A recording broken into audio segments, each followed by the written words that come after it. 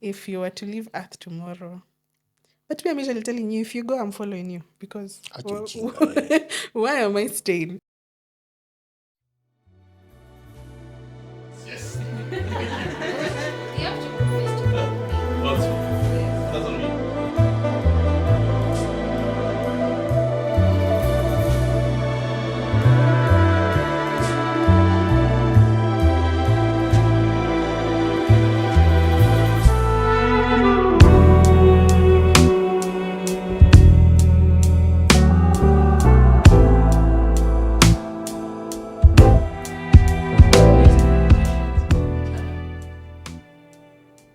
Okay. I go first. Yeah, sure. Are you going to start? Go, you start. You want me to start? Yeah. Okay. Oh. Okay, you want to go first? That is not me.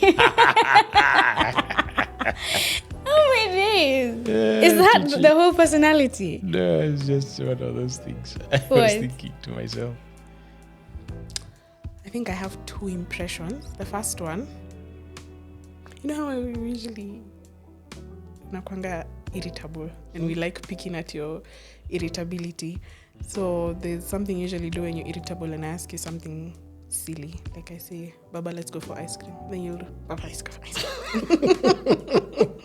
cream. My best impression would be, what can I say?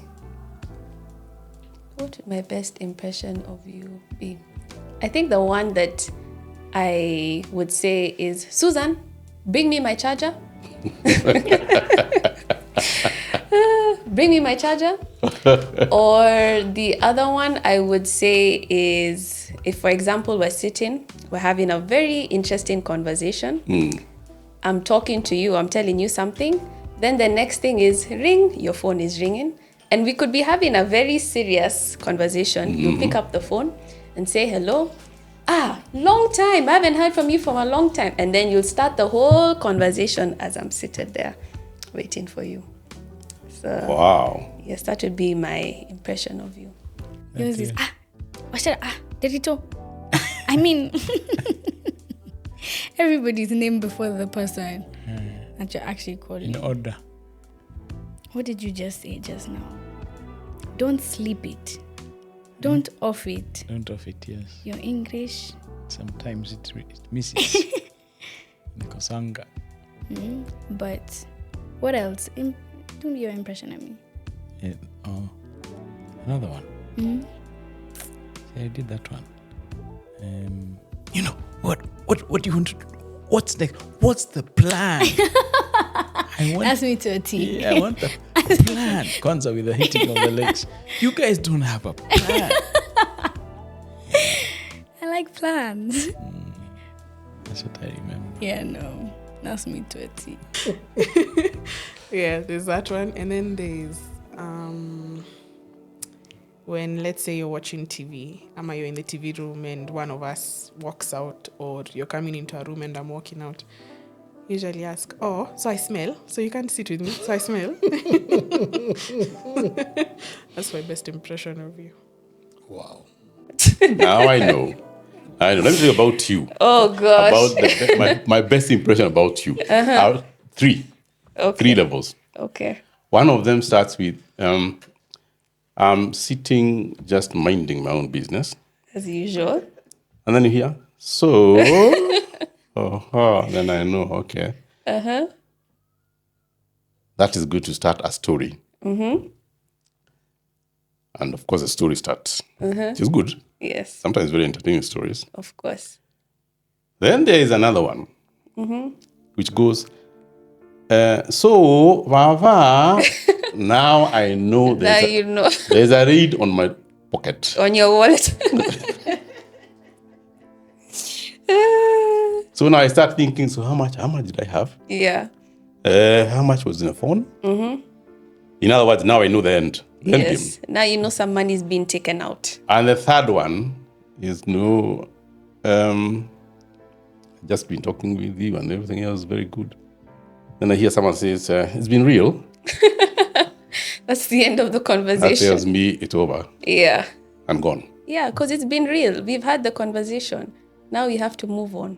So when I hear those three, Yes. I know what to do. Okay. Yeah? Yeah. And that is typical Nyambura. Yeah. Okay. What's your best impression of me? There are several. Choose the best One, one. when you're conning me, there's this a silly smile you put on. When you know whatever you're telling me is you're actually conning me. Baba, you're my friend. Yeah, but you always find your way around. I don't know how that smile works. But there's just a smile, and you know very for sure that whatever you're asking, it's something that is out of the ordinary. But I still get it. But anyway, you still get it because you're my daughter. The other one is that seriousness that you put when you're dealing with people. Yes. Kaumefura. Eh? Yeah. I think those two. Best first impression. Yeah. Okay.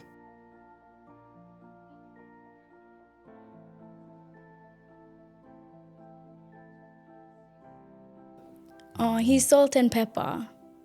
You're salt That and person. pepper now. You allowed your white hairs to grow out. So salt and pepper guy who carries a sweater everywhere. He is God driven. Nice smile. Okay. I don't know how to describe you without your name. My dad. Yeah. I don't know. How do I describe you without using your name? How would you describe me? No names, eh? Yeah, no names. And you? That my daughter, who is energy full all the time, full throttle, gear what? Maximum. Pedal Highest. to the metal. Hey, that's my daughter. And always is making a plan. That's my daughter. And with a Isn't lot that of just energy. organization though? It could be, but she's okay. There's nothing wrong with having a plan. It's those big signs they say, do you have a plan? Right. Yeah. That is my daughter, who is short but very full of energy, collects all her friends and moves them in line, organizes them and skumas from the front. Kabisa. That's a hard one. Do I have to do it, the characters or anything? It's up to you. Okay. Characteristics. This fun-loving young girl, but very serious with her career, very serious with her work, and very thorough when she gets to do something. That's how I would describe you. All right. I would say a very confident lady who has, I would call it a very strong attraction of people around her. And I have observed that in whether it is people who are serving you or whatever. But beyond that also, someone who's very loving and committed. That's what I would see Thank in you. you. And you who sneezes the loudest sneeze I've ever had in my life. You're that guy at the back. Kabisa. A leader. Yeah. That's who you Praise are. God. And love into the siblings.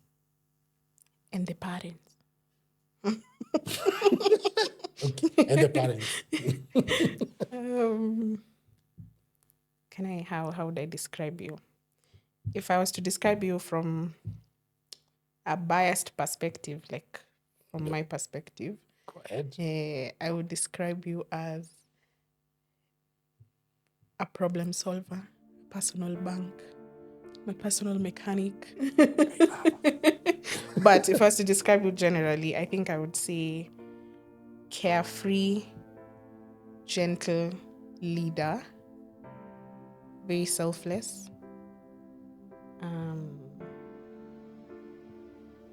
I think you're also very thorough. I get my thoroughness from you. You're very thorough in what you do. You do things like to the best of your ability. Someone that always shows up and intentional. That's what I would describe you as. And honest. And honest, yes. Ushasema. If I was to describe you, I would say that this is someone who's an absolute genius. And someone who happens to be always 10 steps ahead of everyone else, who thinks beyond. Wow. Okay. Yeah, who thinks, yes, who thinks beyond other people's capacity. I would describe you as a coconut as well. Very hard on the outside, but very, very soft on the inside. Say it again. Is it a liquid? Yes. Yes. But yeah, someone who is also very loyal, I would say. Very kind and loving. But I would also say he's not the one to try. What's the next one? Now we get to the next.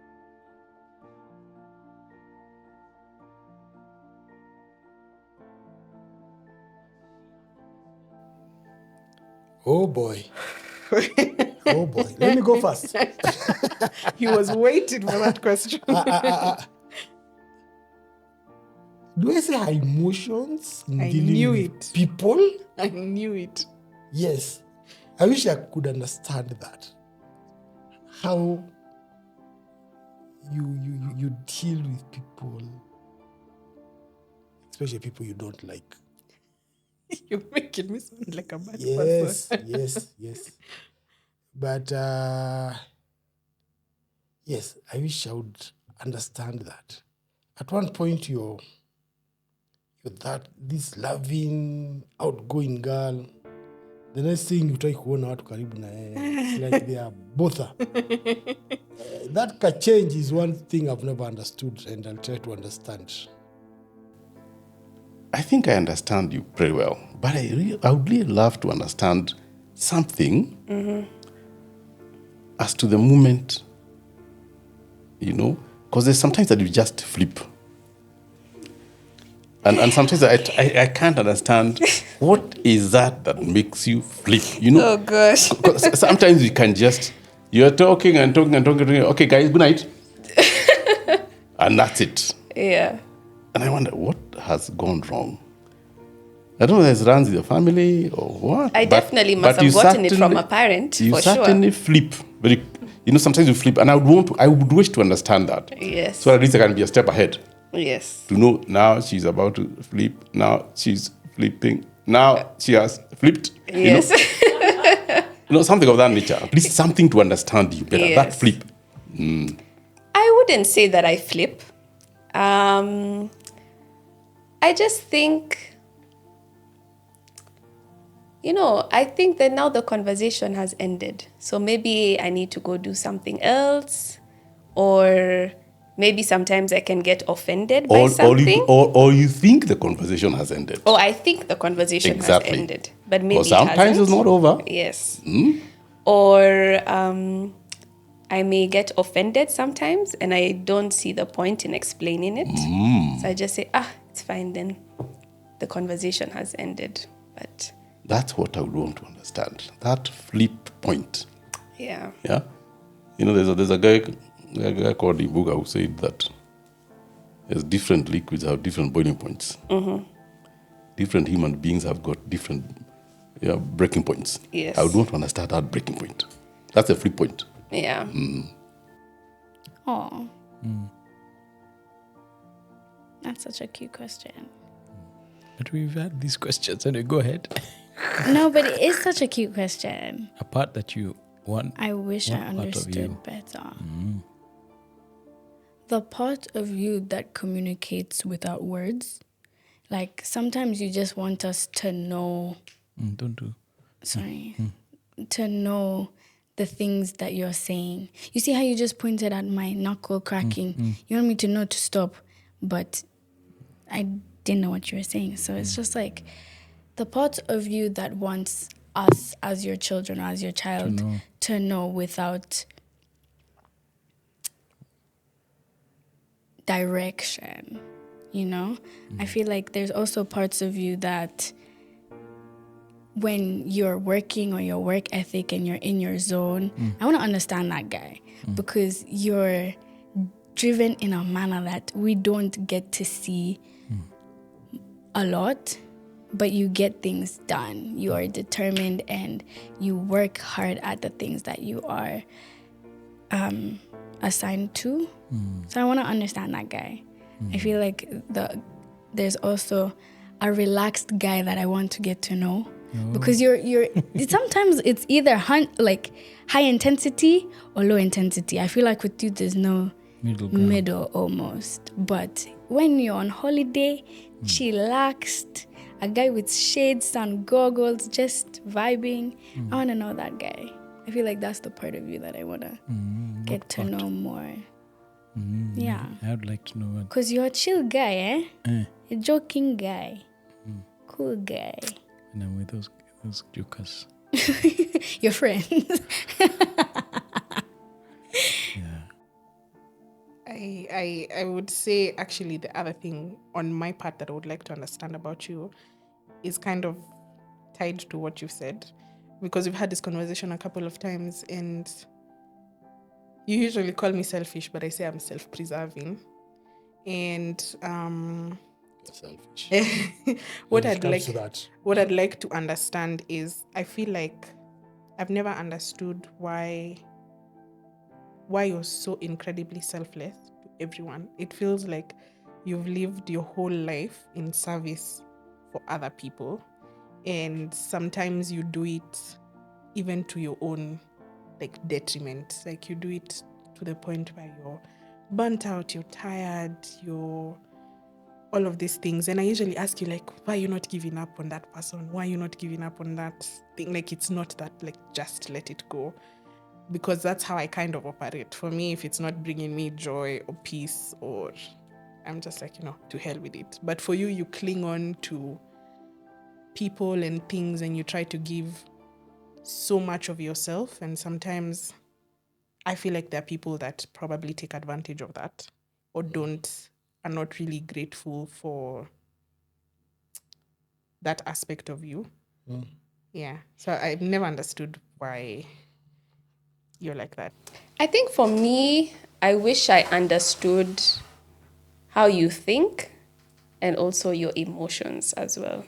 I think you know how sometimes you talk about Rafiki and we say Rafiki just kind of sits on the side. Yeah. And he goes into his own world just thinking about something. I notice you do that a lot. And you won't really say what you're thinking about or what's on your mind or maybe what's affecting you or what is making you sad or happy or irritated. Whatever it is, I think I'd like to get into your head to understand what are these emotions that you think about. It's a coconut, Yeah, very hard on the outside, but very soft on the inside. So I'd want to understand what these emotions are and what it is that you think about, because you do that a lot. And you're not an open book as well. Oh, okay. It's our book. Yeah. So I'd want to understand that, because even if someone comes and asks you, what are you thinking about? Oh, nothing. You wouldn't really say what it is that you're thinking about or how you're feeling. Okay. I can almost remember moments of that nature. Okay, fine. That's noted. Yes, you've acknowledged, right? Yes. I acknowledge that. I acknowledge. I think that is a fact. Yeah. So you and Rafiki, you do the same thing. That's where Rafiki is. Yes. Yeah, that's why you guys are friends. We are good friends. I'd like to know the part of you that says I must go and be elsewhere. that part. That, What part of that? what drives that? Yeah, what is that inner thing that is what we were talking about today? We were talking about how the rebel. The rebel spirit. Yeah, and just that whole idea of being spanked and yet. And you're still going. I feel like it's the go-getter in me, is it not? No, I mean for that person, but anyway. But what Yeah. parts of that intrigue you, Dad? No, I'm a busybody. No, it's the needing to be away. That's the part, not so much. And I think it's a spiritual part. It's something that we haven't understood, but there's a spiritual part that is in there somewhere. Don't know where. I need to know more about that, but I get it. Disclaimer, I don't spend a lot of time at home when when I am home, because when I'm not in uni, when I come home, I'm up and about. But yeah. Maybe you can help me understand it today. They say I took after my father. Yeah. That's how my father used to operate, selfless. I believe in helping people, especially people who are going through a hard time, emotionally, mentally, and Especially. with maybe addictions. Yeah. Yes, I quite agree that I go out of my way at times, and it's actually very draining. But I think it's in me, and that's how God created me, to make a difference to other people. Yeah. So I try to take him over. Not all will always appreciate you after you've helped them, but you say tenda wema nenda zako. Yeah. God sees you through, and you know that God has seen us through very hard times. Yeah. Maybe it's because of that small thing that I do out there to help others and to offer leadership. Yeah. That that's me, as I was created, and yes, people take advantage of that. Yeah. I think to help you understand me better with what you've said, it's even I don't understand my emotional reactivity, and I've had instances where it's gotten a bit much, or I've had outbursts or things of the Got it sort. out of hand. It has gotten out of hand, especially earlier this year. And we've had sessions, we've had third parties kind of try to help us navigate that space. Especially you've been very open to, let's sit down with someone else. Let me try to understand what's going on in Wairima's mind and what all this is coming from. So I think I don't understand that aspect of myself as well, and I'm still on that journey to understand why I react the way I do, because I'm an all or nothing type of person, and I know people like to say that I burn bridges very easily, and not as easily, but it is something that other people have pointed out, but I'm still trying to figure out what that is. Yeah.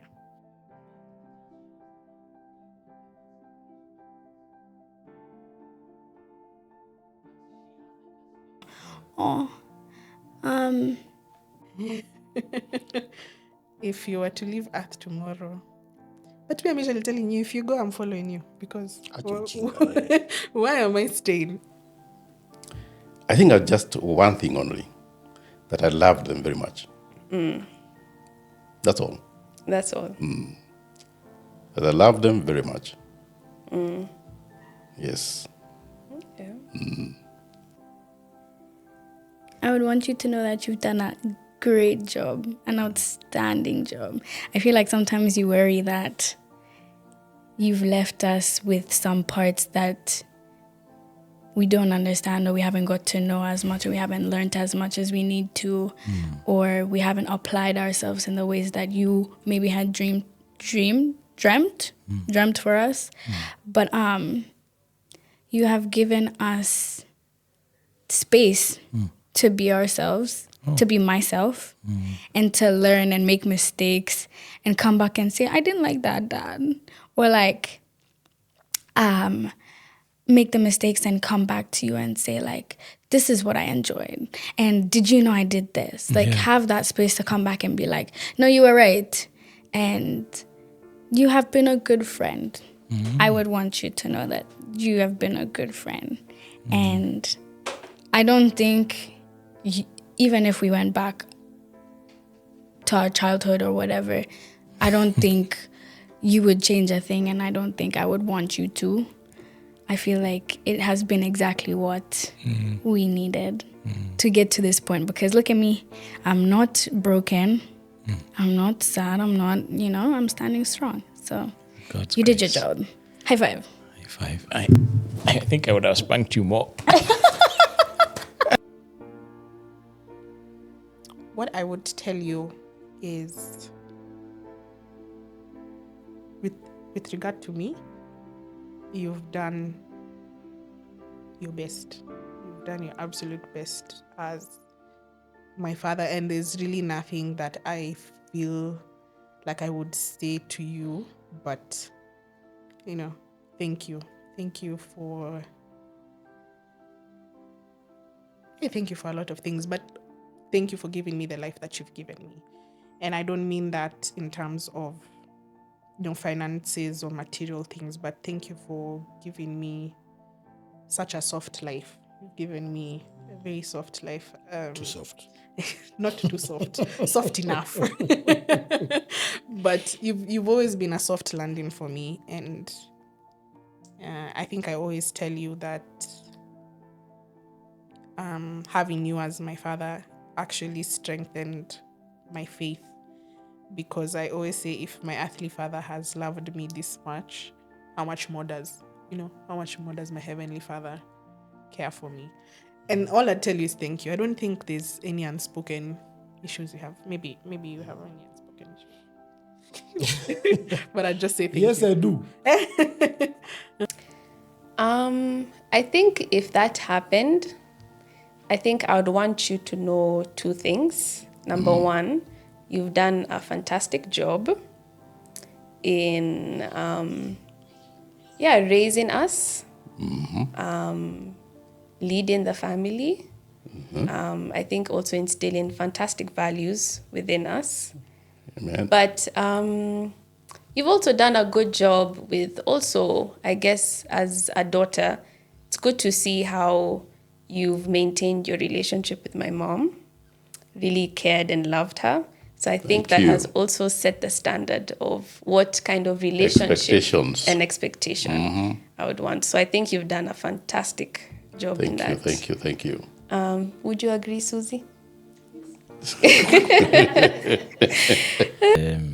What would I want you to know? I want you to know that God loves you very much, terribly, and that his heart is for you, and his heart is to and make sure you reach ile goal yako. The goal that he puts in our heart is what I think I would want you to be sure that he wants you to know it, and then to reach it for your own satisfaction. Not the goal that is not his. Because he made you in a certain way to enjoy a certain thing, and once you hit that goal, you'll be satisfied. There'll be mwisho. And that you can actually be satisfied by God, in God, through God. Yeah, that you don't need to go looking. Yeah, you don't need to have that Real. thing of always, going to look. No, he's here. He's enough. And it like that verse, I didn't find it. It's in Isaiah, I think. In quietness and what did he say? In quietness and confidence in God, that's your strength. Oh, Yeah. I receive. Good. These things are not so easy to get past. What else would you want me to know? That I would have wanted to spank you more, but that would have been very good. I think that's the one thing I'd like for you to know, because if you know that, then you'll be able to know other things. All other things will fit in, and that we, with your mom, we do love you, and that you don't need to go looking for more love. Yeah, it's all at here. home. Yeah. Love you too. Yeah. But to reach your satisfaction place, that would be the best. 10 points. It's my turn. Yeah, what did you say to me? Before you leave this earth. Yeah. Well, first things first, you're not leaving anytime soon. Amen. Before you give me grandchildren. Yeah. That's a fight we've always had. Wow. That's what I have to say. You're not leaving anytime soon. Mi nataka wajukuu wengi. Anyway. Yeah. What would I say to you that I've not said before you leave this earth? One thing, I think I've mentioned this, but let me say it now. I know that what I've worked for so hard here on earth, it will be in safe hands. It's a big compliment. I've seen you, how you handle my business or any small task that I give you.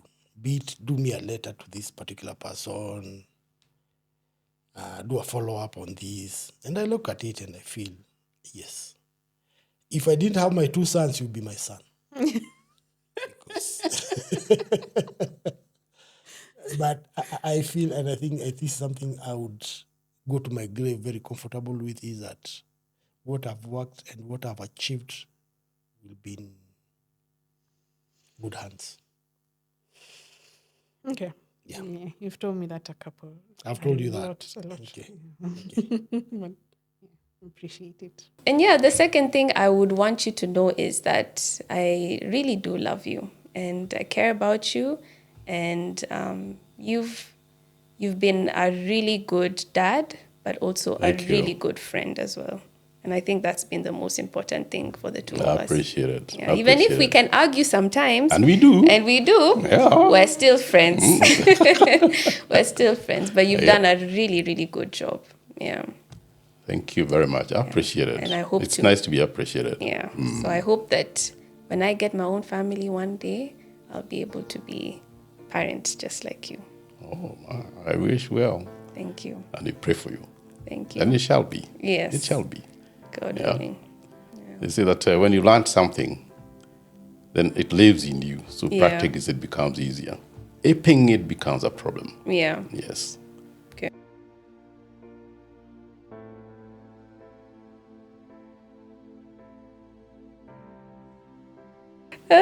Greatest memory we have shared. I don't think I'd pinpoint on one specific memory where there's been one special moment that I've said, this has been the best moment with you. But I think just the small moments of us spending time together, of us hanging out together. But I think that a moment that I really, really cherished was when I was in IGCSE, and you would drop me to my exams. At least all my exams, you would drop me. So at least having that moment, because it's not like you would drop me to school every day, that was mom. But the most important time for my exams, you were very present to drop me. And just have those moments where you'd pray with me, motivate me as well. That's a moment that I really do cherish a lot. Yeah. Okay. That's nice. Thank you very much. Yeah. I think I'll turn it around a bit, because if I understand correctly, if I would say the moment I truly cherish you. Or Yeah. the greatest memory. Yes. Actually, I'll say the strongest. Okay. Strongest, not even greatest at all. All that. There's been good memories all the way. There's been good times and there's been bad times, and there's been all those things that we can remember. But there's one time, there was a family wedding in Nanyuki. And I was in hospital, and you stayed with me. Yeah. And you didn't go for the wedding. Yeah. That, to me, is a pedestal. Yeah. of any other moment you ever had. Oh gosh. That I won't cry. It's okay. no, even you cry, no problem. But that to me is the biggest, most heart impactful moment that we ever had together. Yeah. When we were in that hospital, I was not well, yeah, but I still knew you were there. And even when I think we even smuggled some things to the hospital. Yes. Yes. Some cards and stuff with Yes. Samantha. Yes, we smuggled some things into hospital and Yeah. things of that nature. And even at the end of it, I felt better. Yeah. I felt much more care and stuff like that. I think that's a moment that I can't forget. Yeah. I really treasure it, and it's one moment I can't forget. Yeah. Okay. I'm happy that you felt loved that day. Absolutely, absolutely, absolutely. Okay. Okay. Pinpoint. I have one. That I'm sure you don't. This is something you can't remember because you're too young. You're very small. And I think you're in lower primary, very lower primary. And I came for a parents teachers meeting with the kids. It was a fun day, kinda.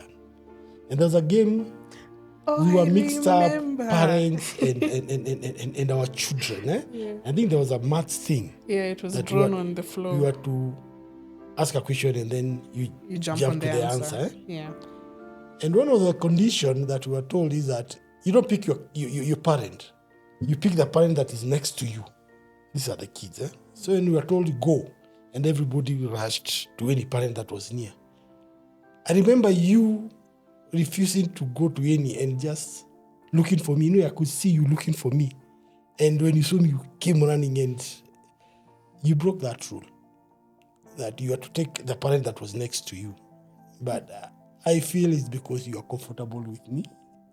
And you wanted, I could, even the face, the expression. I think you must have been about 6-7 years. But it's something that has stuck with me. And I see it, you excitingly coming towards me, and then we did that challenge together. Although you were not meant to be together. but that's a memory. Those are the small things that you cannot forget as you grow old. This is your 6-year-old, very proud to be your daughter, and to an extent she's breaking rules just to be with the father. That's a memory that has always been with me. Yeah. I didn't think you would remember that day. I remember it was up outside the dining hall, and there was a square, but I don't remember much about that day. But I remember jumping on the answers. For me, I think this goes to show how present of a father you've been. I have so many memories that I'm trying to pick one. I don't know if this is a memory of you, but it's a memory that I've held very, very closely to me, and it's one of the things that I move through with life. Knowing that my dad will always come through. It was, I think I was about 7 or 8, around 7, and we'd gone for one of those garage sales at Braeburn, and then Garage sale. yeah, okay. And then you bought us this car. It was a dollhouse. It was a Barbie dollhouse, a white one with like a pink roof, and with the dolls that go in it. And I remember saying that I would like my own playhouse. Like you see how my toys have like a playhouse. I'd like my own playhouse. And like that same week, you came home in the evening, came with a pickup, and something was offloaded. And it turns out that you went and you made a real life size playhouse. I remember it had green walls and like a red roof, and then it was painted with cartoons, and mom put a carpet in it, and it had a door and windows. And I always look back at that toy house. It eventually became Topsy's Kennel, I think. You changed it to Topsy's Kennel. But I always look at that dollhouse, and to me it's a testament of, one, how much you listen to me and how far you've always been willing to make your kids' dreams come true. To you, it was, you just went to your workshop and figured it out, and your daughters had a playhouse after that. So I think for me that memory has stuck with me a lot, because it might seem small, but to me it showed me that my dad will do anything to make me happy. He will. And you've done that. I think the other memory is, it's not one particular memory, but it's something that I appreciate, especially in this month. You've been a dad for 29 years now, and 4 children. And there's one thing that you've been very intentional about since we were small, and that's our birthdays. And it's how you always celebrate each of your children. Even if our birthdays are 2 days apart, you will celebrate each child individually. For me, it's a very big memory. You know, even in university, you would come and pick me up from school, and we would spend the day together. And even now, with Njeri being married and having her own house, you still went and picked her up and spent the morning with her. And it's something that we usually talk about a lot, because, you know, I know every year, guaranteed, my birthday is for my father. Like, we are spending the day with my father doing things that I like. So every birthday for me has been a memory. Yeah. I'd forgotten about that house that I'd made. Yeah. Humble, yeah. With its doors and windows. Yeah. I feel like there's been a bunch, but the one that I will never forget, what is that roller coaster called? What is that roller coaster? Rock and roll something. Yeah. Yeah?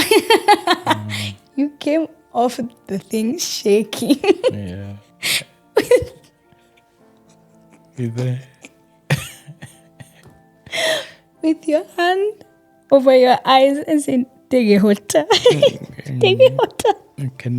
I cannot do it. Yeah. And that was so much fun. I feel like just being able to be a kid, going on those rides, and just like, that's what I'm saying, like the relaxed state that you get in when you're on holiday. I love to see him. I feel like the greatest memories have been when he shows up. You know what I mean? So genuinely top 10. I don't think that's the greatest one, but that's top 10 for sure. I was trying to remember the one on when we went to the Aberdares. When we got in the water. The time that you guys went in the water with Shera. It was very cold. It was freezing. Yes. And the memory of South Africa. Oh. And you guys actually, the one that I really amazing remember is you coming out of the water at Fort Jesus.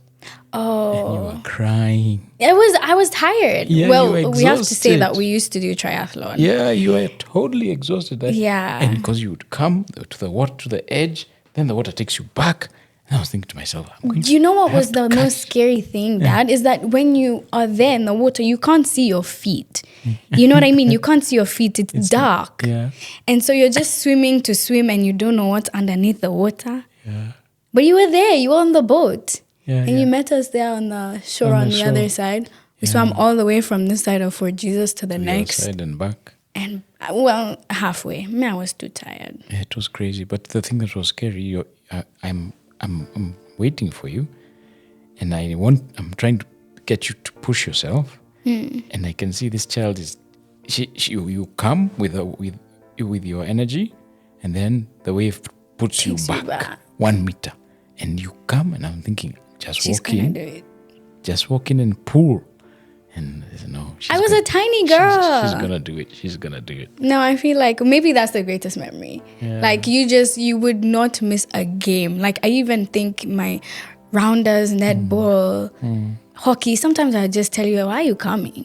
Like nobody else's parents are coming. Yeah. Like you just want to be here, cheering the loudest, clapping your hands. I didn't think it would mean as much, but it definitely, like, I had a cheerleader. Yeah. So maybe that's the greatest memory. It's a nice memory. Oh. I was remembering the one of when you were at, was it Braeburn? Here on the road and going to Langata. What's that school? You were in Nairobi Academy, Oh yeah. and it was round us. I don't know what we.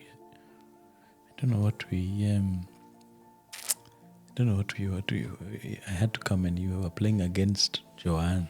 Oh. Yeah. And so you're cheering both of us, or what? You were touring. I know. No, you have one. You had one daughter. But it was very interesting that that's a memory of coming to a game I didn't want to come to.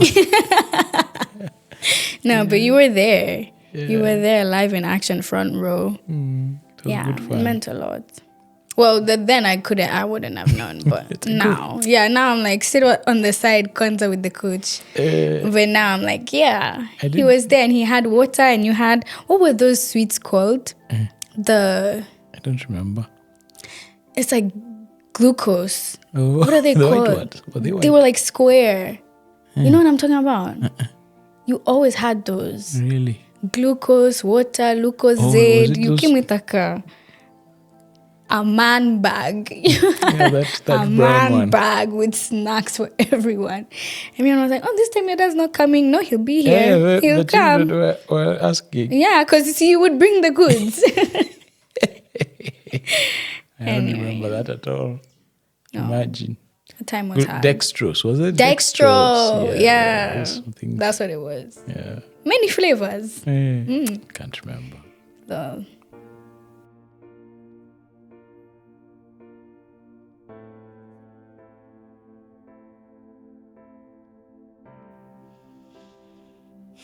Okay. Should I go first? Or you go first? Mine is first. emotional. That truly made me feel special. Yeah. Okay. Mine is I've very- always, as you had said when we were starting, treated people or give them my time and spent hours in hospital taking them. But this time I got sick. And I told you to drop me to hospital. Oh, yeah, that was last year. It was last year. Yeah. And you were prepared to go to work. You were ready to go to work. But I told you, as you're ready to hospital, drop me. I don't know why I didn't want to drive. Or I left for, I can't remember anyway, but you had to drop me. But you didn't just drop me. You dropped me and you didn't go to work. And you're leaving to go to work. You asked the day off. And I remember because I was in so much pain. The way you are harassing the nurses there. And I'm used to doing this to other people. So I felt very special it being done to me. That I don't have to go there, start queuing, doing a follow-up. Yeah, you did it. And that was special. Yeah, you went, you complained. They had to put me on a drip. And you're pushing. I think there was an issue with the lab. And you went there complaining.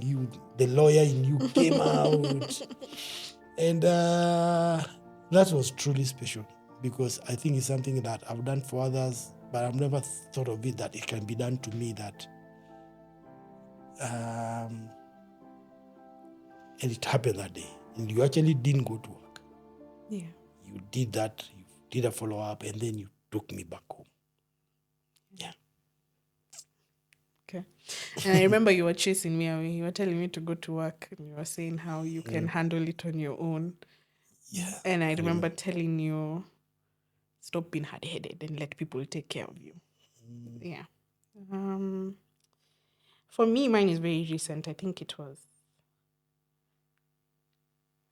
it last month or the month before? I've been having a very rough season this year. No. And there was a few fights and outbursts at home. And I remember this day, that whole week I hadn't been myself, and I was on the edge.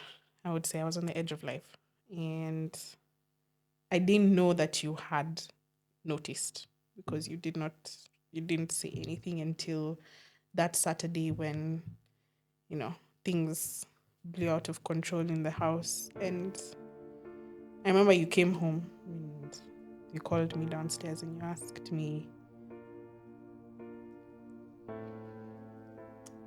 asked me to tell you what's on my mind. Like, you told me I can't help you if I don't know what's going through your mind. And I remember telling you, I don't know what's on my mind. I don't know what I'm feeling. I don't know what I'm thinking. I'm tired, and I'm done. And you said 4 words to me that changed me in that moment, and they changed the trajectory of everything I was doing. And I remember you saying, I've been watching you, Irino, the whole week, and I can tell you've given up on yourself. And then you said this forward, and you said, don't give up on me. You've given up on yourself, but don't give up on me. And you said it so many times. You kept saying, don't give up on me. Don't give up on me. And in that moment, I think in that moment, what I wanted was for someone to see my pain, and you saw my pain and you acknowledged, and you said, I can tell you're here, but I'm here with you at this moment. That's what that felt like for me. And and that's when I decided, okay, I can't stay stuck in this place, and I need to, if I've given up on myself, let me not give up on the person that loves me the most. Let me try and be better and do better and get better. If it's not for me, at least for you. So that's when I felt truly, truly loved. But you've made me feel loved in every aspect of my life. I think I moved through life with a certain level of confidence that comes only from knowing there's love at home. I'm a phone call away. There's love at home. I don't need to struggle with this. I don't need to do this. I don't need to, struggle on my own or suffer. There's always love at home. That's what I'd say. Oh, I could tell you one. Mm-hmm. A very unconventional one. So I was, I think it was also in Aga Khan as well. I unfortunately got suspended.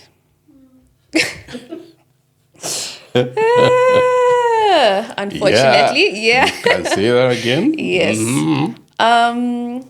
I didn't do anything crazy, but I was suspended. And I think I was expecting a lot of punishment. I was expecting the worst, to be honest. So I was really just gearing myself up, like, maybe this will be my worst punishment, probably. Yeah. But I think the way that you handled it was one that I didn't expect. You didn't really punish me. I think you showed me more love that time than anything. So I didn't feel like a prisoner. I actually felt more loved during that moment. Yeah, because I think it's in the moments that when everyone has the right to, and you did have the right to punish me or to be really mean to me or, say you can't do this and you can't do that. And I mean, there was a bit of that there. But I think the way that you handled it really made me feel loved the most. Yeah, That's a time I cherished. Yeah. That's nice. I'm happy that I did not react in a negative way. No, you didn't. You didn't. Okay.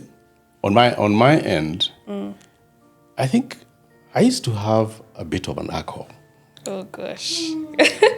I used to enjoy my drink. Yes. And this small girl, who is right in front of me here now, much bigger, I'd park my car and she'd go raiding my car. You would go raiding my car and throwing away any alcohol product that was in there. On the floor. You'd go in and pick anything that was alcoholic, like a small bit of maybe a nice, beautiful whiskey left there. Yeah. And you had the audacity to go and actually throw it away. and to me, that was love. And especially because I think you had been told that drinks can die and so on. And so you are very keen. I did not say it. I never said it. But I saw this is someone who actually has the interest of me at heart. Yes. They are not doing it because they are not being bought the alcohol. Yeah. No. They are doing it because they don't want you to have it. Yes. And the reason they don't want to have it is because they don't want you to hurt yourself. Yes. So that moment is another moment that I cherish too. Yeah. So Yes. that idea of becoming the cleaner. And a very determined young small girl. How old was I? Like old enough to get very tired with a full bottle of whiskey. Yeah. You are very small. Yeah. You're actually very small. I can't remember, but you must have been something like, I would give it 5, 6, something like that. Or something like that. And you are very committed to make sure that leaves the car. Yeah. In my defense, as I said, I was trying to save your life. Because in school, it's true. In school we were told if you know someone or you drink alcohol, then you die. So in my head, I was like, oh, okay, then I'm going to go and save your life because I don't want you to die. Yeah, you are a missionary, yes. Yeah. You are a missionary. So, exactly. In my head, I feel like I was like a superhero, basically. No, I noticed and I loved it. Yeah. But I couldn't say it because you are now interfering with my pleasure. But for now that I don't drink and I don't whatever, now you see, I can very well say it. It was good. High It was five. Good job. Yes. You moved on to greener pastures. Yes. True. And I love them. Yes. Okay. Made each other feel truly loved. I think that's a complex one.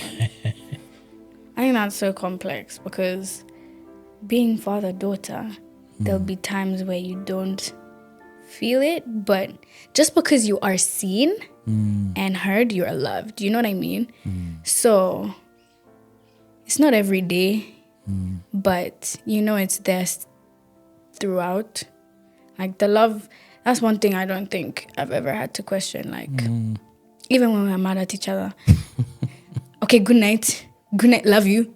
Yeah, I love you too. Bye. But you're so up till here with the person, but the love is never in question. Ever. I think I felt loved when you came off the roller coaster and you were all so concerned.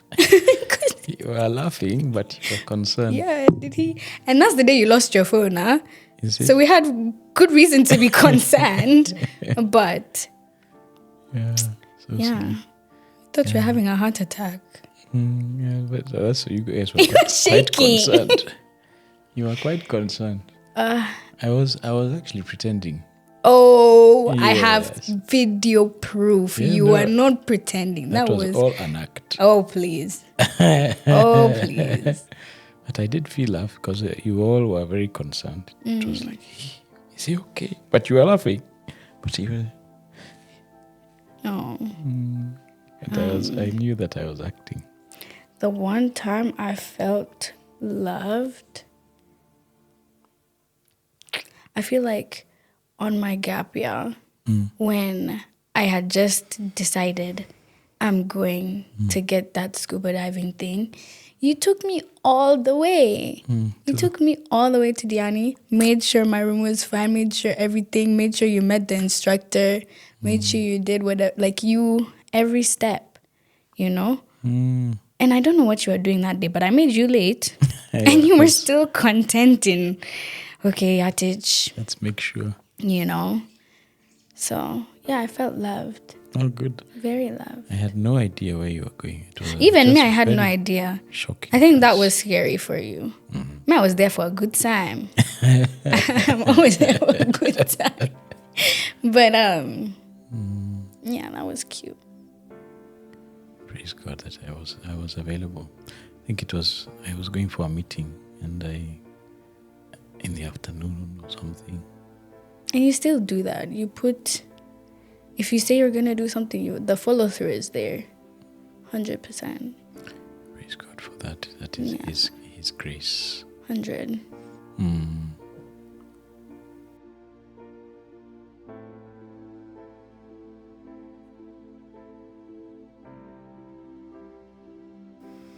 I think the coming to your games and stuff, he wasn't able to come.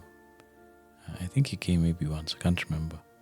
But he couldn't give time outside of work. He was both committed to his work, but also he had to be there. So he tried. He went fishing after working hours. He would arrive at 4 exhausted And still go and out. still go. So he would go to his farm, Limuru, and he would be there, and he would never catch anything. Is it? Never. Oh gosh. Each time we go, But it's a thought that counts. yeah, and we just sit there in the boat, talk whatever we talk. I don't know. I think that being at the games was important for me. I think that's why I came. Yeah. And it was emotional support, because even when we lost, the snacks were still there. Yeah. The laughs were still there. Then we drive home and we talk about it. So, for sure, I feel you're intentional with your time. And I guess that's what I missed from him. Yeah. And he just was not available because of the position that he was in. He was just A had to, busy guy. just couldn't. But after 4, you go fish. Yeah. How special. That was special. And I think that's where that question of Shera the other day, that you had if you have a relationship with your parent, then you have a relationship, and you're able to forgive. Right. But if you don't have a relationship, then you can't forgive. It's it's harder. It's I guess. harder. It's way harder. I think you have to That find connection. Well, let me start by saying my father was a very good man. You've heard about him. He died very young at 57. My age, actually. I'm almost there now. And he's a hard-working man. But as you know, there was this then. It's very hard. He expects you to see the love he has for you through his action. He'll never tell you, I love you. He'll never hug you the way I hug you, or the way I hug the rest of my kids. But I understand that was from then, old school. So that's something that I never experienced with my father. He loved us very much. He worked very hard. Started from very humble beginnings, and gave us the best he could then. But I feel it's very hard then. It's nowadays it's easy to tell your children I love you. It was very hard for them, the men of them days, to tell their children I love you. So that's one thing emotionally I never got from my father that I give to you and the rest of your siblings. Yeah. Yeah. I think you tell us you love us almost every day before bed. Yeah, that one I do think you have given us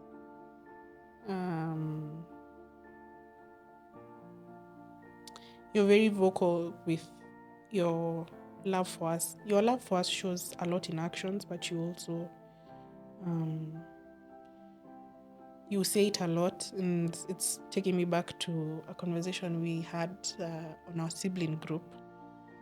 And it was last month when Steve came back from his school trip. I know you're not on that group, that's why we sang you guys. But Steve came home from his trip, and he hadn't had his phone the whole week. So when he got home, he wrote something. I won't say what he wrote, but he wrote something that you did for him that week. And he said,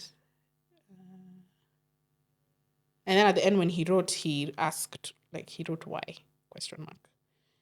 And then Gideon responded, and he said, because your father loves you. And I looked at that text, and I was just like, these are two teenage boys who know deeply how much they're loved, that they can remind each other that, your father did that for you because he loves you. And we also, at home, it's very easy for us to tell each other how much we love each other, because you and mom have kind of set that standard because of how much you tell us, that you love us, or you care for us, or you want this for us. So even with siblings, it's shown even in our dynamic with each other. So I think you've done a good job. Thank you. Yes, indeed, there is. When I was growing up, let me tell you the story of my life, how. When we were growing up, we're Nyeri. And those days, most fathers used to work away from home. So my father was in Mombasa, we were in Nyeri, and we would only see him maybe over the holidays, and sometimes not, because we may not go. So sometimes it could be holiday times or when there's an occasion or something of that nature. But it was still a very loving father, right? And then there was no phones, So basically when you say kwaheri at the start of the term, the next time you talk with him may very well be, by good luck, somehow in between the term, or never at all. Maybe towards the next time. And for me, it has been my commitment to be as available as possible, because I have the chance and opportunity. And because I went through that, and I saw it. So it's been my thought and commitment to be as available to you and all the others as much as I can, as much as possible. That has been my undertaking, and I like it. That I've been able to do that. That's true. You actually, you are not the type of parent that would travel a lot for like months or things like that. It wasn't like that. You were quite present.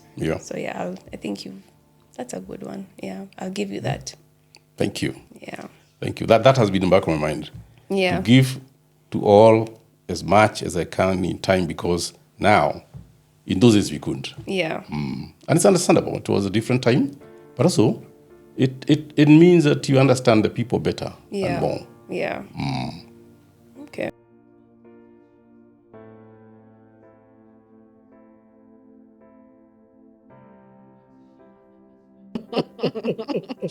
Can you answer that question for yourself? No. Let me listen. Hey, there's been lots of pressure. And the most ironical part is that pressure doesn't come from you. We've had this conversation before, and you're always telling us, I'm not pressuring you. I'm not pressuring you.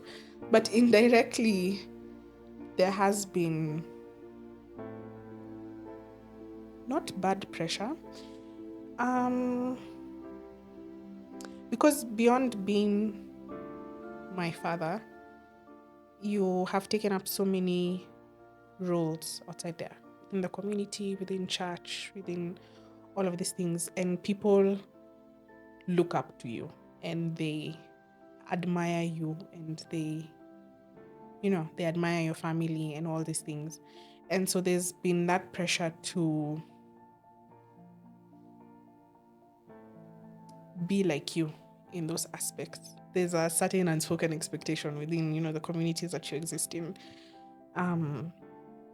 to be like you, and not in a bad way, but in more of a way of, taking up leadership, like Steve.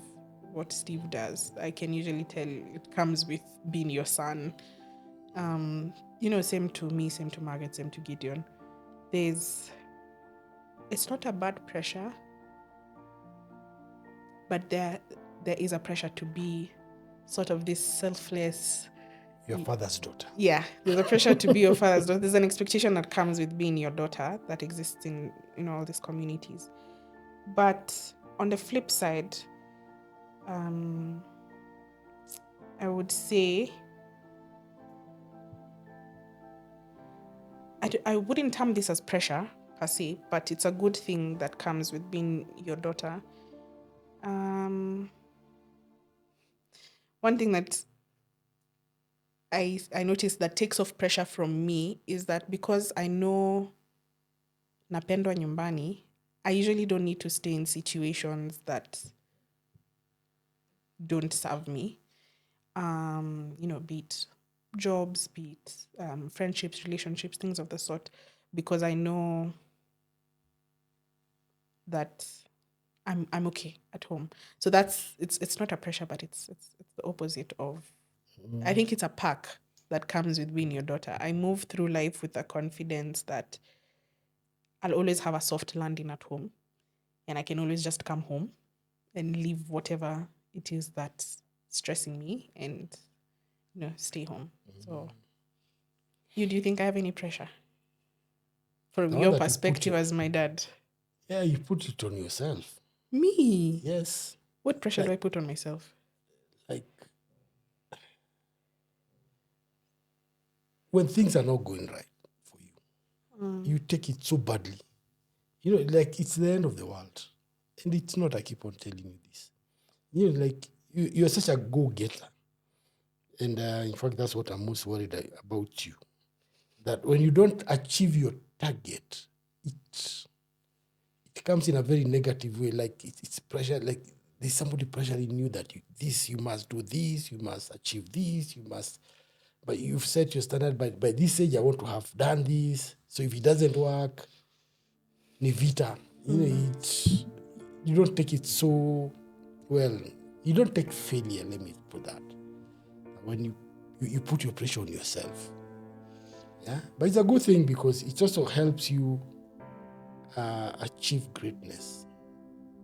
And also, yes, and move forward.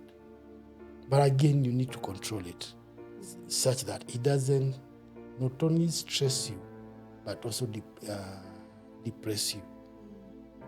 The depression, because at times life is not that serious. It's never that serious. That if you don't get this, if I want to do this and I don't get it, I want to do this job. Or I want this job. If I don't get it, it becomes a whole issue. That you put it on yourself, not me. We've had this conversation before. and I put it on myself because it's not like I feel like I owe it to you people, but you and mom, and especially you, I have seen how much of yourselves you have sacrificed for me to be where I am. You have, put aside your own individual dreams and things like that to give me and my sister and my brother a good life and to be able to even have these opportunities that I chase. And I feel like the least that I owe to my parents is to, be the best possible version of myself. And I usually have this fear, if I'm not being the best possible version of myself, then I'm letting you down for what you've. And we've had this conversation multiple times. They usually ask me, who told you that? Who asked you that? And you tell me, I've never told you anything of the sort. I've never asked that of you. But it's just something that's in my mind, and I'm working through it to see, how to strike a balance between that, because that pressure comes from me, but it comes as a result of you. Yeah, it's more of I'm trying to be like me. I'm trying to be okay, this isn't going to sound really nice. Like I'm trying to be worth all those sacrifices and intentions that you have, done for the past 27 years. Like I'm trying to be, for you to not look back at me and say, hey, maybe I was too this for her, and that's why she's like this. So maybe, yeah, it's more of, I think I'm always trying to make you guys proud, and sometimes I drown in that ambition, and then I spiral, and then half the time you guys are the ones who have to pick up the mess that I become, and then we start again and things like that. So it's yeah, that's pressure from me, but it's based on my relationship with you. Pressure. What unspoken pressure? I feel like you don't put much unnecessary pressure. Like, I feel like the pressure that I've felt, at least, is necessary pressure. You know how for you to have instilled in us certain disciplines, there had to be pressure. You know what I mean? So I wouldn't count it as bad pressure, but, and it's not unspoken, it's very much spoken. It's very much out loud. But unspoken pressure. Get married, I mean, those kinds of things, I guess. No, I don't think that's bad pressure either. But like, I don't think there's negative pressure that you have fed into me. I think maybe just to succeed, and I don't think that's unspoken either. But the pressure of success is monumental. Like, it's a huge thing. And I don't think it's just you putting the pressure. I feel like it's external pressures too, like the world, my own expectations, my own, you know. Yeah. So I don't think it's ever unspoken. I think you like to make known what you expect from situations. So it's not hard to deliver, quote unquote. But maybe just to sit up straight and be proper. That's That's the one thing. Like, you know, look a certain way, not even talk a certain way. You're still allowed to do what you want, but it's not proper. It's not strict, and, you know, it's not anything unmanageable in my head. And you put your own pressure, I think, in terms of the school. You are the one who pushes yourself there. Yeah. I don't think we push. I think you do, like I said, the success is it's necessary. School fees ishalipwa. You must succeed. However, it's like, to what extent? Yeah. So it's not just a pass. It's not just a A. It's not just, you know. So I feel like because there's no pressure, we create the pressure. Yeah, and but it's a not good thing. unspoken. Yeah. Us guys don't speak it though. You speak it. That's why it's not unspoken. Oh. It's inbuilt. Okay. And it's not a lot. Yeah. Not terrible things. In a good way. In a good way, yeah, for sure. It's good things. I'm trying to think of a bad thing, towards but actually, maybe marriage. let a boyfriend kwanza. Like, if you have eligible, Bashras. like, No, man, there's none. no. I mean, not that there's no boy. No, I'm let just them saying not come. They'll come. I'm working on me for now. Thank you. No, it's okay. Me, I have no pressure. I don't like them very much, but anyway. You've never. But yeah. Yeah. Being his daughter, I think I'm lucky because you haven't put a lot of pressure on me. But I think being your daughter, sometimes I think it's the pressure that I put on myself to do the best I can and maybe achieve some of the things that you've been able to achieve. So I think there's that pressure of, will you be able to, I guess, live up to what it is that you've done for yourself, the kind of things that you've achieved, the kind of accomplishments that you've had, things like that. I think that's the pressure that, and especially now that I've now joined the working field as well, Okay, welcome. Yeah, thank you very much. Yeah, you've been expecting me. Thank you. Yes. The Yeah. proletariat. So that's what I feel. I feel that pressure of, hoping that I'll be able to get to that point Okay. of, being able to self-sustain myself or owning a home one day. And I think it's also because you started being independent quite early, especially you and mom as well. So there's that pressure of you wanting to get to that point a lot faster and achieve the things And you that will. achieve. And you will. Yeah. You will. I have no doubt about that. Yeah. Yes, you will. You shall. Yes. That's a word. You shall. Thank you. Thank you. I'm putting that into existence. Yes.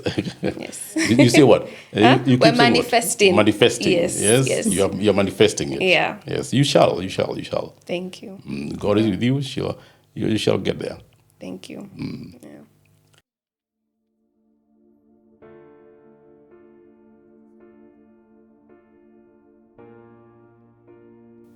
It hasn't worked. Lunches, when you go to, say, in Nairobi, Kwanzaa, Yeah. every Saturday morning. We used to try. We used to do In that. Mombasa, we used to do so well. But we did well we tried. We went to a few places Yeah. before you left. Need to start that again. That'd be nice. But dates. So we used to have dates. We used to do dates in Mombasa. We used to do dates in Mombasa. What was that? Where did We used to go on Ratna Square and eat those. nice things? Yeah, they were so nice. But where were we going in the morning? Cafe Seri. No, we used to go and do something in town, then come back through there. Oh, we were doing Stagecoach. Oh, Yeah, we were doing Stagecoach. but we would go there anyway. But that was why I would be so upset when mom took me because she never brought me back and stopped at Rana. But when you took me, we would always stop for sweet treats. Yeah. Yeah. And when we used to go with your friends also. When we were taking them, and it was good fun. It was great fun. I feel like, dates should be implemented. Even now, I feel like, because when you don't have structured time, especially when we're back from uni and stuff. Then it will all go. Yeah. But also gift giving. I mean, like, work with your love languages, right?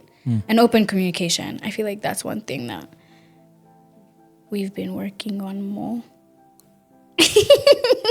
You silly goose. Wondering whether the speaker can hear. Anyway, Yeah. I think I missed that part. Of open dates. communication. Dates? Because Yeah. that's where open communication would work. Yeah. I think it gets harder when obviously you're virtual and we don't have much time to speak or catch up, or like the time zones are different. But you're good on your phone when I'm away. I feel like when I'm here, you don't know how to use your phone, pick up my calls. But when I'm away, voice messages, video. Started and learned. Yeah, take pictures. Yeah, it works. What's worked for us is friendship. For me, I view you as my father, and we have that dynamic, but beyond that, you're my friend. And even like, every time I pick up the phone, what do I usually say when I pick up the phone? Hey, best friend. Hi, BFF. Hi, friend. Hi, best friend. And sometimes I even do it in the office and people ask me, who are you talking to? I'm like, my dad. That's my dad. And for me, you're a friend. And with that friendship it's created a safe space for me. There's nothing that I hide from you. There's nothing that, yes, we've had our fights, and there's times when you've had to put on the dad role and be very, strict about this is the direction we are going. But even in those moments, you usually still fall back to being our friend. And I'm going to give an example. We still laugh about it till today with Njeri. There was some time in university when we had our big fight. I know you remember our big fight in university. Very nasty, and me and Jerry were upset with how you and Mom were upset with the two of us, and then the two of us were upset with the two of you for how, we thought you chose to handle a situation. And we went into this space where I think the first day after the fight, her and I came home from school, and then we didn't talk to anyone. We just went to our rooms and kept quiet. And then you called us downstairs. And I remember you saying, I don't care how mad you are at anyone in this house. I don't care what you feel. But when you walk into this house, you come, you say hi to me, you ask me how my day was, you tell me how your day was, and then you can go back to ignoring me. And we look at it and we're just like, in that moment, yes, you had taken, certain actions as our father that we felt Were extreme. not extreme, but unajua tu ukichwa ngumu, at that moment you don't really want to see it from that perspective.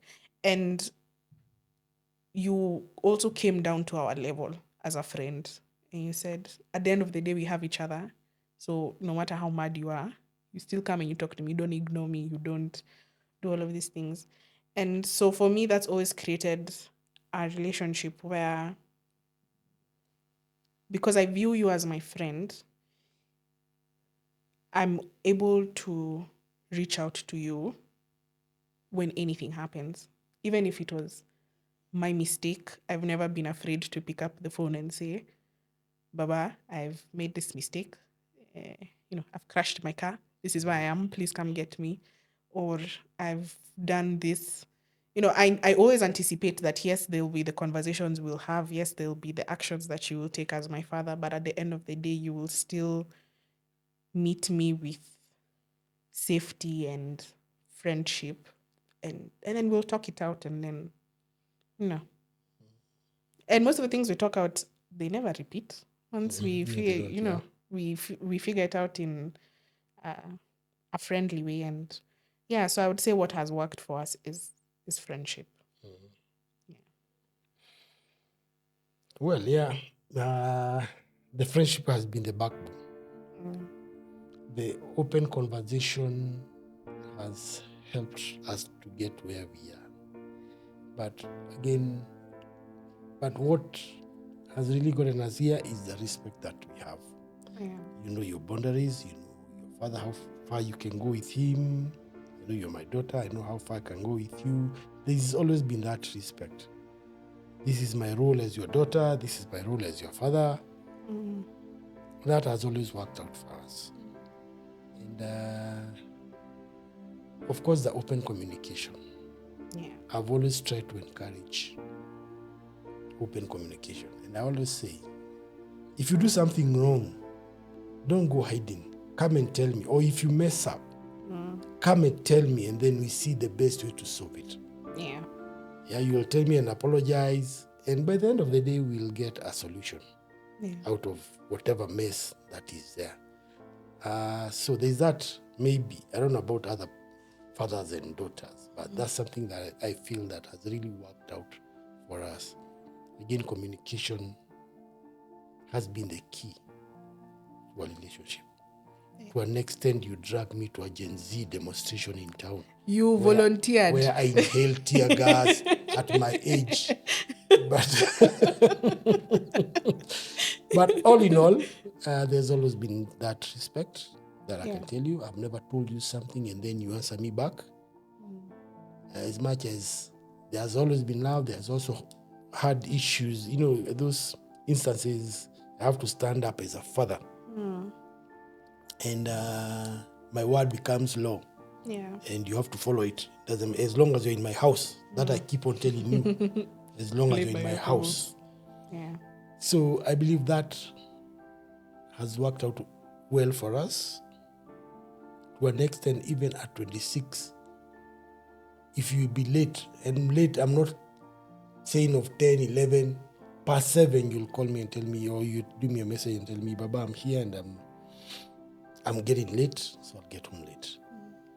That to somebody else out there would think that it's like dictatorship, or it's like, but if you look at it from the positive point of view, it's more of a security thing, that my father knows at any one time that I'm here and I'm with so and so.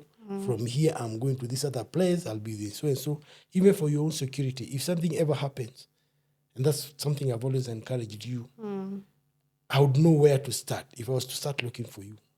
I know you are at one point you are at this place, and then you are with this person, and then you left, you went to this other place. So for security, actually, I've done that because of your own security. Yeah. But that open communication, I think, has worked out well.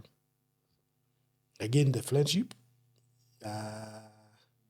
I've tried to come, as you said, to your levels, not those strict fathers that you cannot have an open communication with your children. I try to come to bring it up, because that's the only way you, as my daughter, or any of my children, can come to me and they are not scared to tell me of what is going on in their lives. Yeah. And with that, now you take those bold, because as a father, not only am I supposed to provide, I'm also supposed to guide and walk with you through this maze of life until when utasema nimechoka kukaa kwako, wacha niende nikajaribu yangu. But yes, that's what I would say, maybe. I think I'll just build on the point for open communication. Because I know communication, it's the parents that tend to struggle in comparison to the children. But one thing that has worked for us, which has been mostly you being very intentional when it comes to the communication, is that, one, I don't think there's ever a point in any of your children's lives where you have spoken to us out of anger. And I don't think there's any point where you have even raised your voice at anyone in the house.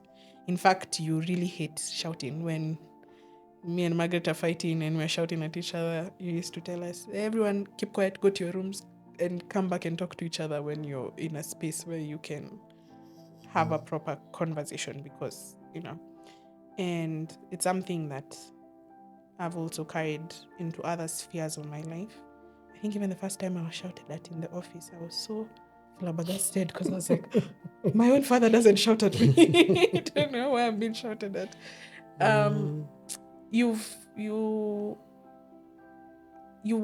The intention was mostly on your part as a parent in terms of the communication, because there's not much the child can do in the dynamic. It has to be the parent, and then the child feels safe enough to come and say this, that, and the other. And even on communication, another thing is that you and mom also, to some extent, you don't shy away from apologizing when you're on the wrong. And sometimes, we feel comfortable enough to come and tell you, Baba, that day you said this to me and I didn't really like what you said. And you'll be like, oh, okay. No, I'm sorry. And for us, it's kind of how you've modeled communication for us is you've done it by example. And so even when you set your ground rules for how we communicate and, and the boundaries and everything, it's easier for us to, fall in line, because we've seen it from your perspective. I've never seen you shout at anyone. I've never seen you speak to anyone, from a point of deep, deep anger. I've never seen you shame anyone, which is also a big thing. I don't think there's ever been shame in our house in terms of, you made a mistake, you're such a bad person. Oh, now look at what you. There's never been anything like that. I don't think I even feel shame as an emotion. And now as an adult, I'm starting to see the benefits of not being, if you made a mistake, come home, tell on yourself. And till today, I still tell on myself. Even when I'm in the office and I've had a tiff with someone, or I've had a tiff with, I usually call you and I say, Papa, this is what I've done. This is what I said. And then we'll have the conversation. And because I never feel scared or shamed that if I come to talk to you, you'll make me feel some kind of way about it.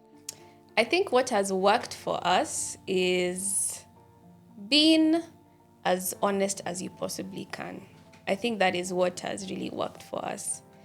I think the way that sometimes we may disagree on some things, but I think it's the way that we're open enough to be honest that maybe this is not something that I liked, or this is something that I liked, or this is something that I feel, or this is something I'm experiencing. I think having that honesty has really, really helped. And then also having a friendship. I think our friendship has really, really helped, because you can have a parent and you can have a dad, but it's also good to have a friend. So being able to say that we're also friends beyond you being totally a agree parent with that. has also really, really, really helped us a lot. I would echo the same and say the openness that we've had. As a family, we are a very open family. Yeah. And on one-to-one with Nyambura, it's been not anything new that I would learn about her that she didn't tell me. Obviously, as I said earlier, I would want to know that flip. You know that kind of flip thing I talked about? We moved on from that question, No, Baba. I think we moved on from that. That kind of flip thing. You know, you know, that's what has made us go. That's what has made us go. You know, if we were not conscious of each other, that's the other thing. Conscious of each other, but caring. Yeah. You know, the care that we have for each other. Like now, I hold 2 roles on you, on your life. One of them is I'm actually 3 roles. I'm your father. Thank God for that. Yes. I'm your friend. Yes. Thank God for that. And now I'm your consultant. Yes. Eh? Don't forget my bank account as well. You're my bank account and I'm your as well. financier. Yes. Yes. And I do all this with happiness. Yes. But you also have a very big, I must say one of the things that we get along with you is that because you don't, in the American way, they say you don't give a hoot sometimes. Yeah. Don't give a hoot or a toot. You shoot straight. Yeah. I know where that has come from also. You have got other people in the family who also shoot very straight. Yes. But the realities are, the reason we close is because we are open. Yeah. We are open because if it's something I don't like, you know. Yeah. If it's something that you don't like, you tell me. Yeah. And I think that is confidence, and God should grant us even more. Yeah. If God can grant us that even more for openness, and again, also the principles aspect. Yeah, none of us goes out of the circle of thought too much. So that is it's a given. The caring and love, and we should pray to God that goes on. Yeah. And for every other parent, if I tell any parent, I'm not saying that we are ideal, but I would say, for a father and daughter, the sensitivity aspect is there.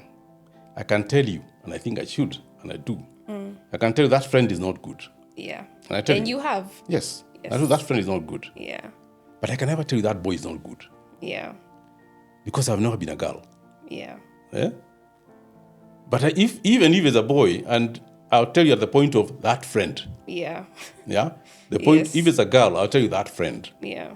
And that is the openness that is very, very good. You also tell me about friends sometimes. Are you forgetting? Yes, of Yes? course, I'll tell you as well. Yes, you do. Yeah. So that openness, to me, let us encourage it, let us build it, Yeah. and let us just thank God that we have it. It's not anything for granted. Yeah. Definitely. Yeah, I agree. Okay. fantastic. Thank you so much. Yeah.